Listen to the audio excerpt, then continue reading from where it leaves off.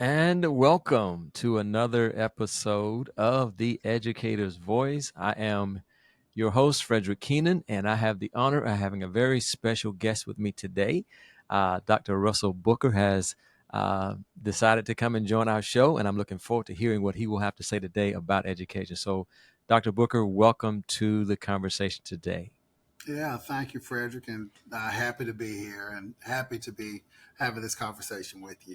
Yes, sir. Yes, sir. So as always, folks, I allude the bio about my guests because I like for them to share their own bios and get that perspective from them specifically. So, Dr. Burke, I'm going to start with you, like I do with most of my guests. Tell us a little bit about your current position, what you're working on right now, and all those kind of things. So, just share that with us, if you will. Yep. Well, first of all, let me just say that Spartanburg County is home for me. I was born and raised here. Spent 29 years in education. Just about all of those years here in Spartanburg County. Teacher, counselor, uh, principal, um, coach. Then of course superintendent.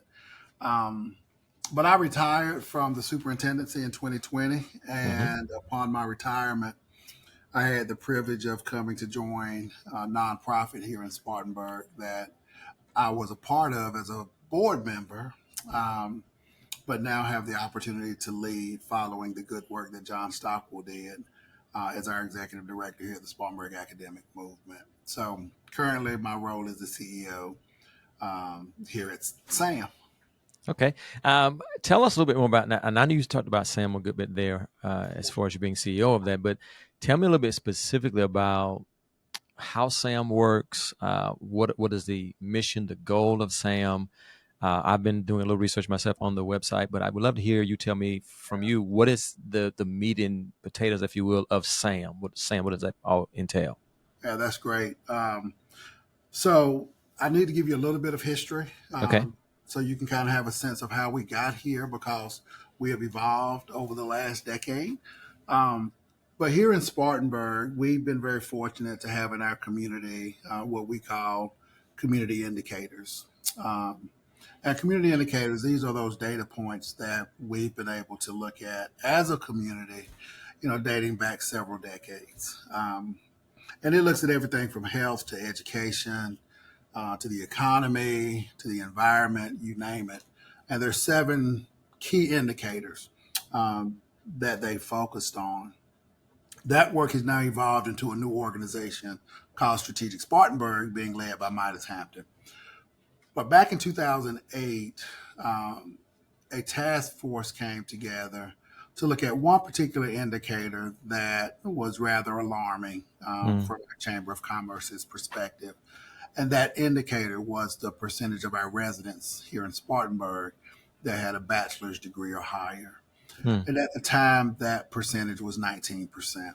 A lot of reasons for that, but 19% was awfully low, especially as we're comparing ourselves and competing against, the Greenvilles, the Columbias, the Charlestons, the Charlottes, all for, a strong economic community. Um, and 10 recommendations came out of that task force study. And I won't go through all 10 of those recommendations, but I'll mention two of them. So one of them was to set a vision for Spartanburg. Mm. And the goal was set that by the year 2030, we would move that 19% to 40%. And Mm-hmm. in Spartanburg, the 40-30 challenge was born. The second goal that came out of that was to stand up a nonprofit that will wake up every single day and pay attention to this particular metric. And out of that work, through some funding from our community, Spartanburg County Foundation Challenge Grant, the College Hub was born. So Mm. there was an organization here that started in 2011 called the College Hub. Just long story short, College Hub did some really good work for the first couple of years, but it really wasn't moving the needle like the board felt like it needed to be doing. It was a lot of programming, and we weren't really addressing some of the systems level things that were preventing our residents from pursuing that post-secondary degree. So two big things happened.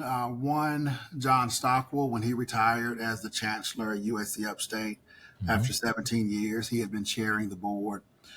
We looked to John and asked him if he would consider leading this organization. We needed someone that could really come in and galvanize the community around this work. And John agreed to do that. John said we've got to do a couple of things for that to happen, though. So, one, we can't wait for children to get in high school and start talking about Sure. college. No. Um, in fact, that work starts way downstream. So, we know now that what happens prenatally and over those first 3 years of life with brain development, it has implications way on down the road. 90% of a child's brain development is occurring in those early stages. And Wow. we had another nonprofit, Frederick, that was working in that space called the Children's Services Alliance. So the decision was made to merge the Children's Services Alliance and the College Hub as one organization. Sure. Hmm.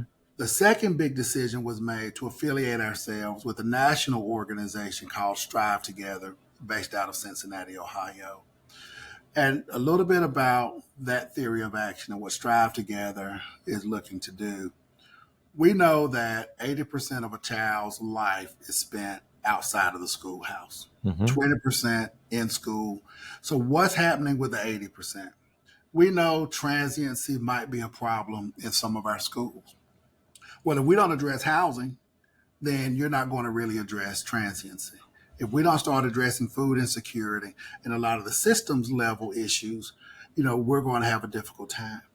But you need an organization that can convene Hmm. all of those players Yes. because a child's education is every bit about health, it's about housing, it's about recreational opportunities, it's about involvement with, Department of Social Services and criminal justice system.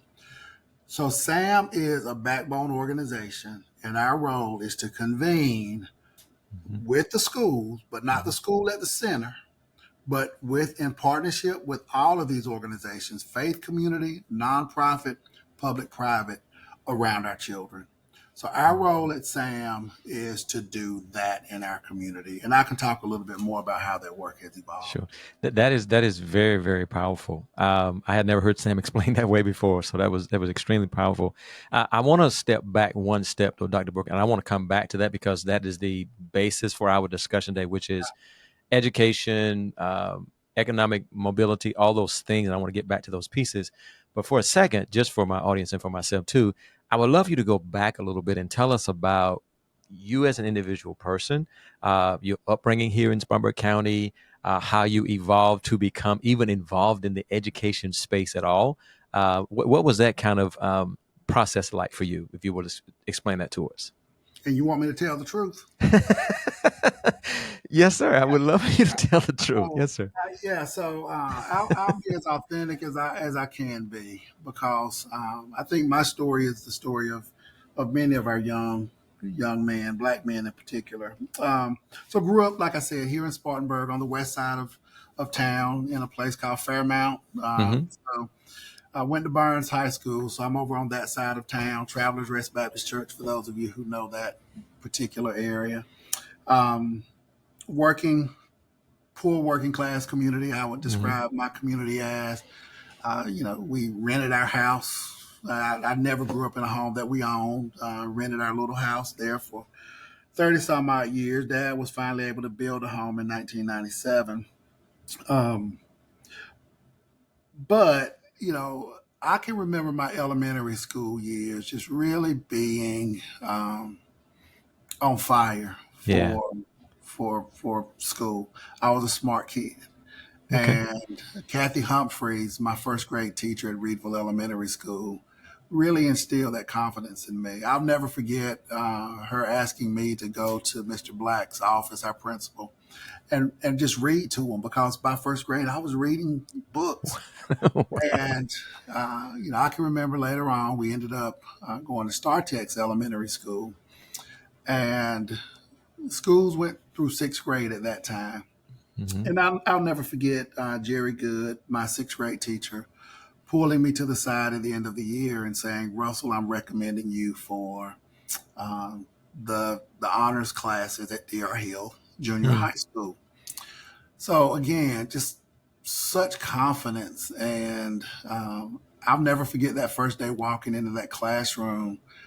You know, kids coming from all these different elementary schools, and there were two black guys in the class, me and Kevin Murphy. Kevin went to Welf, and I went to StarTex. But of course, we immediately became good friends just because we were the only two in that classroom. And we were taking honors pre-algebra, uh, and I made a C that Mm-hmm. year in honors pre-algebra. In order to matriculate to uh, honors algebra in the eighth grade, you had to make a B or better. Mm-hmm. Uh, Or if you didn't do that, you had to show that you could do that work by taking this diagnostic assessment called the Orleans Hannah.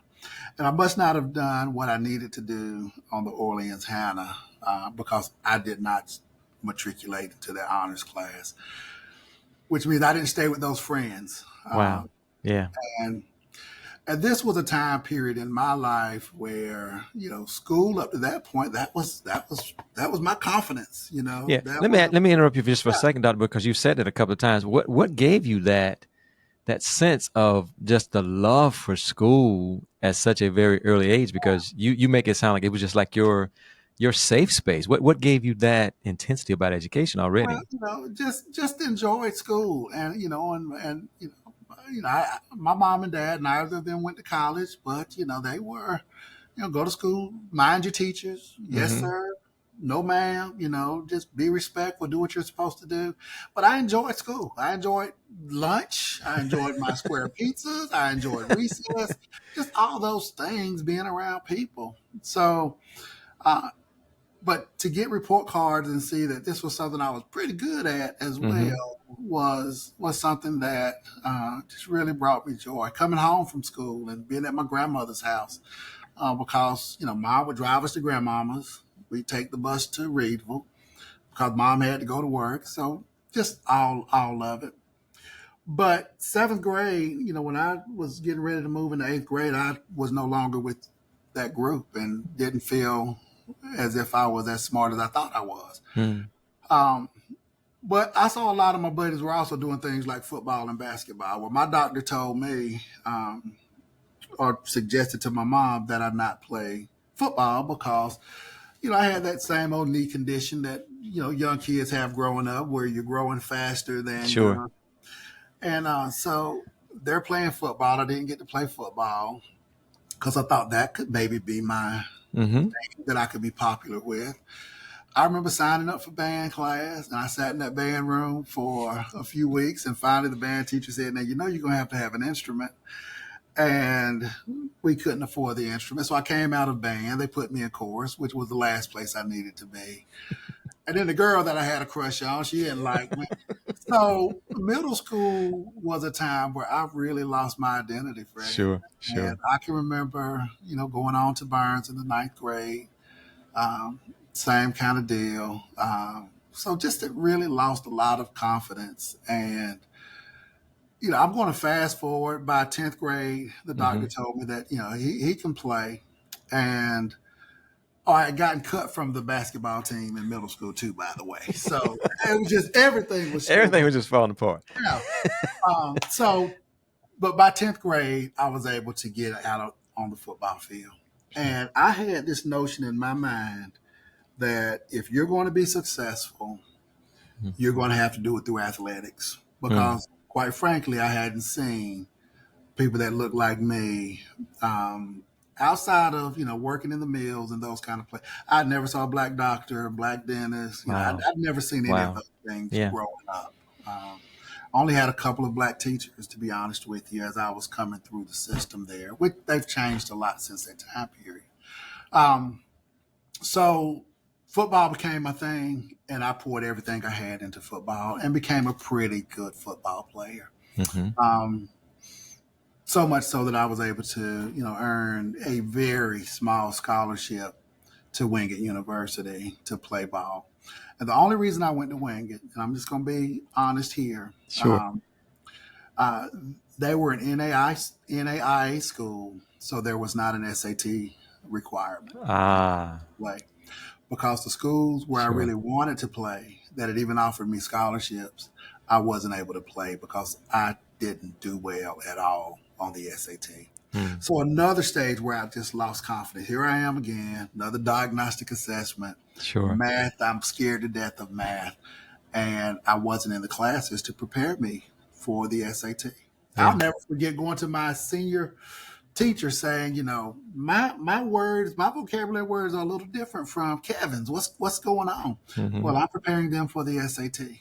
And I can remember that kind of breaking my heart. But Oh, I want wow. to acknowledge too. So all of that to say, and I'm talking a lot, Fred, but I think No, no, this no, is no. That's all. This is fine. This is fine. what really changed my life.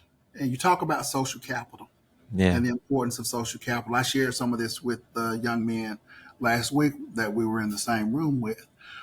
I had a cousin, his name is Sean Jones, who grew up in Orangeburg. Sean's only a few years older than me. Sean was a student at Clemson, chemical engineering major. And as a part of his chemical engineering requirements, he had to do a co op. And his co op would be in Spartanburg at Hertz Celanese, where my dad worked. Hmm. Uh, But Sean would need to come in and move in with us to do his co-op. So that's me, Sean, and my brother in this tiny room, 3 beds. Um, but I can remember sitting at Sean's side, day in and day out, talking about what I could be. Yeah. I remember looking at Sean's yearbook from OW. And in that yearbook, I'm seeing this guy is at USC Honors. This person went to Howard, schools that I'd never even heard of. This person, went to MIT. I applied. I got into Princeton. I mean, Mm. I'm seeing black kids in the yearbooks and National Honor Society, Hmm. Hmm. advanced placement courses, swimming, and So was your confidence coming back then when you saw well, this? I'm now seeing myself as, oh, we do these kind of things. Yeah. We Yeah. aren't just football players and Yeah. basketball players and sprinters and 400-meter runners. I can be so much more than that. And Sean didn't do those things growing up, and now I'm looking at him. So he really started pouring into me, and football became secondary to me Hmm. in my mind now. And I can remember applying to Clemson because I wanted to be an architect. Never knew an architect, but I can remember just looking at house plans Hmm. Hmm. because Dad was thinking about one day we're going to build a house. He'd bring these books home, and I applied to Clemson. I got one of those skinny letters back from Clemson, and you don't want the skinny letter because it was A thank you for rejection. applying. Yeah. However, confidence down again. But Wingate gave me a shot, and I went there, and I made a 2.9 first semester. Um, but after that, is dean list every semester. Hmm. Um, Top academic upperclassmen on the Hmm. football team, who's who, been sitting on the board for 20 something years, will become the first African American to chair the board at Wingate University. So really found my confidence when I got back to college, and good Lord gave me a shot. Yeah. That neighborhood I grew up in, Fred, a lot of things changed in my neighborhood. This is the community where they built the Palmetto landfill. Mm. So now, I'm going, as a child, I didn't get to grow up in that community where we could, bring those fish home from the Middle Tiger River. We were scared to eat the fish. Hmm. The stint of the methane, 400 trucks coming in and out every day with garbage Wow. from other people's states right there in my community. Wow. And mom and dad still own a home there where the home value could be so much more had that not happened. So I think about economic mobility. Fast forward, I had to decide on a major at Wingate. I said I want to work with middle school children Hmm. because that's where I lost my way. Hmm. Have a middle school major, middle school teacher, middle school counselor, middle school coach. Um, and then my first year teaching, Rose Burns, the principal, said, I see something in you and I want to recommend you for an administrative program at UNC Charlotte. And I started thinking I can be an administrator. So confidence, and then after that, here I am. So I love that we went through that journey, if you will, where you obviously had the fire for education at an early age, wanted to do it, then you lost your way, and then you got your way back, and I think that's what inspired you to become the educator that you are today. absolutely. So, yeah, that's good stuff, man. That's good stuff. I don't know if our audience will uh, have ever heard that story before, so that's pretty good that you shared that with I us. don't tell it often, and because they're so, I tell it. I'm not ashamed of it. I'm not ashamed of my challenges with that diagnostic test in the eighth grade, seventh grade. I'm not ashamed of the SAT because God had something different Sure, for me. sure. I've PhD now, and from University of South Carolina, 2 honorary doctorate degrees. Uh, Even coming from North Carolina to South Carolina with different praxis requirements, I went through all of that. And here I was, teacher of the year, my first year teaching, wondering if I'm going to get to stay in South Carolina or do I have to go back to North Carolina now? Yeah. So those roadblocks only make us stronger. Most definitely, most definitely, most definitely. I'm going to shift the gears just a little bit. That was really really inspirational. So, and this is a question that obviously needs no real answer because obviously you support education, you believe in education, you think education is valuable. But whenever I have my guests on, I always say this to them when I'm having this discussion. There are a lot of people who don't think education is valuable. There are a lot of people who, and maybe you've heard some of the controversy, if you will, that's out there that says, K through 12 is not valuable. What we're teaching kids in school today is not really something that's going to help them be successful in life. A lot of folks who graduated with college degrees, who reached that pinnacle of education, who are working at Walmart and not really being successful financially. So there's a lot of talk about education as far as being valuable. But again, I think you and I agree that it is valuable. I've come to believe it even more valuable since we've been having these interviews with some folks. But speak to people who may think that this K through 12 experience is not teaching what we need to teach to be successful. You talk about economic mobility. Some folks don't believe that. So speak to that as far as you think, your thoughts about the valuableness, if that's a word that we can use, of the K through 12 experience and even into higher ed. How valuable Yeah, is that? yeah. I mean, the data's clear. So you look at places, communities, families where there has been generational poverty. And then you ask yourself, what has been the one thing that's allowed them to have that breakthrough? And it's education. And I'll start with higher education. Mm-hmm. There's this narrative out there about the return on investment with a Mm-hmm. college degree. Mm-hmm. Um, some of that may be valid. Some of that's code for certain segments of our community at times. But the data is clear. If you look at lifetime earnings with Mm-hmm. someone with no high school versus someone with some high school versus someone with some college Mm-hmm. versus someone with an associate's degree versus someone with a bachelor's degree. I know I'm out of the run now on the screen versus someone with a master's degree, Mm-hmm. so on and so forth. The more education you have, the higher your earnings are. And you may be one of those people that feel like I can go to college, but I'm going to forego that because I can go over here and get me a job for $18 an hour. Mm-hmm. And that may be true. And you may have a decent quality of life. Mm-hmm. But are you going to be able to save, to invest, to do those things where your 3 children can have that opportunity Sure. to Sure. go up that economic mobility run?